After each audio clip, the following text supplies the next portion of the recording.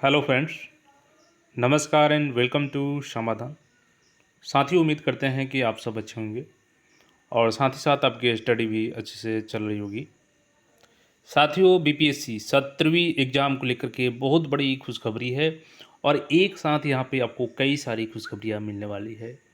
यहाँ पे एक साथ दो दो नोटिस आयोग के माध्यम से अभी जारी किया गया है। और बात करें फॉर्म में एडिट को लेकर, तो जो वन टाइम रजिस्ट्रेशन था आपका, उसमें आप लोग कई ऐसे जो सुधार की आवश्यकता आप लोग महसूस कर रहे थे, उसमें सुधार का ऑप्शन नहीं दिया गया था। लेकिन फाइनली यहाँ पे आयोग ने खुशखबरी दे दिया है और हमने आपको पहले भी बताया था कि आप लोग वेट करिए, ज़रूर खुशखबरी मिलेगी बीपीएससी के माध्यम से। और यहाँ पे लास्ट डेट भी एक्सटेंड कर दिया गया है आपका। तो कुल मिलाकर के यहाँ पे खुशखबरी ही खुशखबरी है 17th बीपीएससी अभ्यर्थियों के लिए। तो यहाँ पे नए पद फिर से लेवल 9 के शामिल किए गए हैं और आवेदन की तिथि भी विस्तारित कर दी गई है। तो पूरी अपडेट को यहाँ पे हम लोग समझते हैं। तो देखिए, यहाँ पे फॉर्म का डेट तो बढ़ ही गया है, प्लस आप लोग एडिट भी कर सकते हैं। किन किन डिटेल्स में एडिट कर पाएंगे, वो सारे अपडेट यहाँ पे हैं। उससे पहले यहाँ पे जो वैकेंसी इंक्रीज की गई है उसको देख लेते हैं कि उसमें कौन कौन से पद शामिल किए गए हैं एक्स्ट्रा, और उसके लिए एजुकेशनल क्वालिफिकेशन साथ ही साथ एज लिमिट क्या रखी गई है। तो देखिए, यहाँ पे 70 अतिरिक्त पद यहाँ पे शामिल किए गए हैं और इनको 17वीं बीपीएससी में जोड़ दिया गया है। तो यहाँ पे कौन से हैं, तो प्रोबेशन पदाधिकारी, ये गृह विभाग का होता है और लेवल 9 का ये पद होता है। और बात करें इसमें एज की, तो देखिए इसमें 22 साल न्यूनतम एज होना चाहिए आपका। और कैटेगरी वाइज यहाँ पे जैसे यूआर के लिए 15 है, ईडब्ल्यूएस के लिए 4 है, अनुसूचित जाति के लिए 2 है, एससी के लिए, एसटी के लिए 2 1 है, ईबीसी के लिए 8 है और बीसी के लिए 5 है। टोटल यहाँ पे 35 है। महिला के लिए यहाँ पे देखिएगा तो 11 यहाँ पे है। दूसरी चीज़ के सहायक निबंधक एवं सहयोग समितियाँ एवं समकक्ष, ये सहकारिता विभाग का लेवल 9 का भी है ये, और इसमें भी मिनिमम एज आपका 22 साल होना चाहिए। और टोटल देखिएगा यहाँ पे तो 64 और 20 यहाँ पे दिया गया है। उसके आगे जो वैकेंसी है ये है आपका वित्तीय प्रशासनिक पदाधिकारी एवं समकक्ष, ये वित्त विभाग का है और यहाँ भी कैटेगरी वाइज सीटें दी गई है। इसमें भी मिनिमम 22 साल एज होनी चाहिए आपकी। और जो लास्ट यहाँ पे वैकेंसी है वो वित्तीय प्रशासनिक पदाधिकारी एवं समकक्ष, देखिए यहाँ पे तो इसकी एजुकेशनल क्वालिफिकेशन की बात की गई है। किसी मान्यता प्राप्त विश्वविद्यालय या उससे संबद्ध संस्थान से वाणिज्य, अर्थशास्त्र, गणित या सांख्यिकी में से किसी एक विषय में स्नातक की डिग्री प्राप्त होना चाहिए केवल इस पद के लिए। बाकी के लिए आप सिंपल ग्रेजुएट हैं तो आप फॉर्म को फिलअप कर पाएंगे इस पोस्टों के लिए। और अब टोटल पदों की बात करें तो 2027 वैकेंसी हो चुकी है यहाँ पे। आइए, तो बात हो गई कि वैकेंसी कितनी इंक्रीज हुई है, कौन कौन से लोग इसके लिए एलिजिबल होंगे। अब चलते हैं हम लोग और अगली अपडेट को समझते हैं कि आपको फॉर्म में क्या क्या एडिट हो पाएगा, साथ ही साथ फॉर्म का लास्ट डेट कब तक एक्सटेंड किया गया है।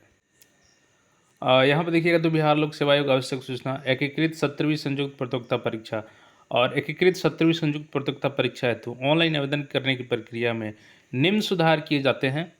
और देखिए तो अपडेट डिटेल्स लिंक के माध्यम से, चूँकि आप लॉगिन करेंगे तो आपको अपडेट डिटेल्स का लिंक मिलेगा।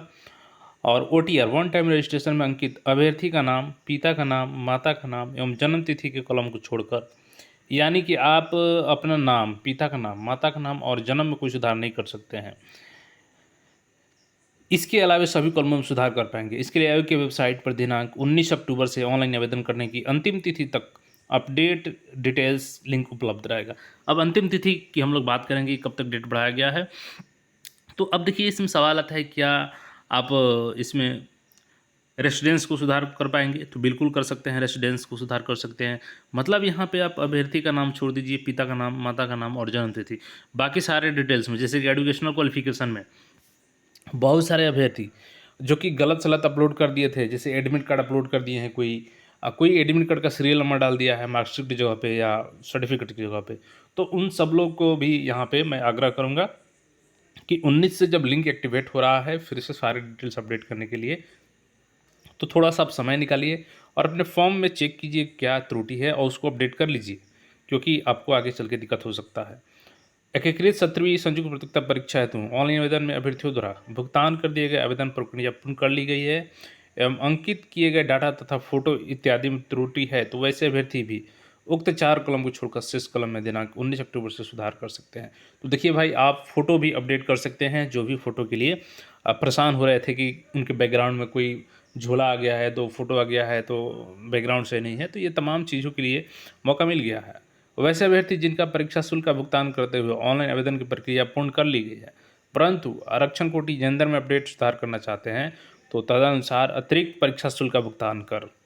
अब देखिए, यहाँ पे अगर आप जेंडर सुधार करना चाहते हैं या रिजर्वेशन, तो आपको क्या करना होगा, चूँकि आप दोबारा अगर फॉर्म पूरा सबमिट कर लिए हैं, तो उन लोग अभ्यर्थियों के लिए, हालांकि जो OTR अभी अपडेट नहीं किए हैं वो तो एक बार यहाँ पे शुरू नया कर रहे हैं तो कोई दिक्कत नहीं है, लेकिन कर लिए हैं तो आपको यहाँ पे पेमेंट करना होगा आरक्षण और जेंडर सुधार करने के लिए, और उसमें आपको बैंक डिमांड ड्राफ्ट देना होगा in favour of secretary Bihar public service commission Patna, payable at Patna के माध्यम से होगा। और डिमांड ड्राफ्ट में लिफाफे पर रजिस्ट्रेशन नंबर और एकीकृत संयुक्त प्रतियोगिता परीक्षा अंकित करना होगा, और फिर परीक्षा नियंत्रक बिहार लोक सेवा आयोग 15 नेहरू पथ बेलरोड, ये एड्रेस आपको इसी माध्यम से स्पीड पोस्ट कर देना है। और ऑनलाइन आवेदन की जो तिथि विस्तारित की गई है, अब आपका 4 नवंबर तक आवेदन होगा।